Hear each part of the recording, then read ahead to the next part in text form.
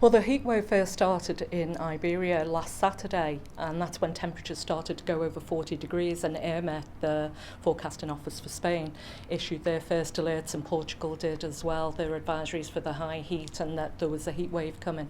And through the week, the temperatures have slowly intensified, and yesterday was actually the highest that was seen. It reached 47 in Portugal, and that is a new July record if it's confirmed for Portugal.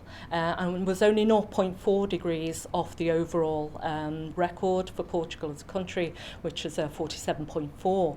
In Spain, it's reached so far 45.7, I think. So that's still a little bit away off the record, but we've still got a lot of heat to come this week. And this hot weather, it's all down to a low pressure which has been sitting out to the west of Iberia.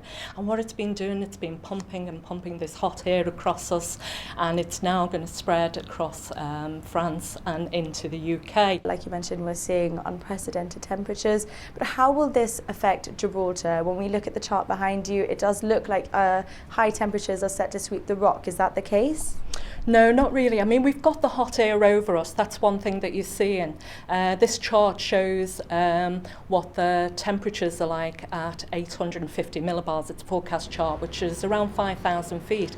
And that is used by forecasters to see and trace the changes in air masses which are going on. And that shows us that we've got this very hot air going across us. But of course, at the surface, Gibraltar doesn't see that hot air so much because we're getting the influence of the levanter and the easterly wind, and the seas are much cooler.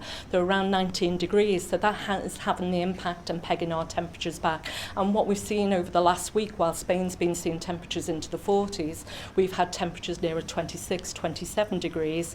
Of course, what we have seen is very warm nights, very muggy nights. We've had the breeze, but for those people that don't get the breeze, it's of course been very muggy, and what we call tropical nights, where the temperature doesn't drop below 20 degrees, and we've seen that for 8 nights now. So I mean, that's where we get to see that warmth and the humidity. Not so much a concern here on the rock, but of course many people here will be travelling to nearby Spain or maybe even further afield while this heat wave is going on. Where in Spain closest to the rock would you say might be a concern in terms of soaring temperatures? Well, the temperatures, because of the levanter, the highest temperatures so far over this last week have tended to be just that little bit further inland. So they've tended to be around Jerez, Seville, Cordoba.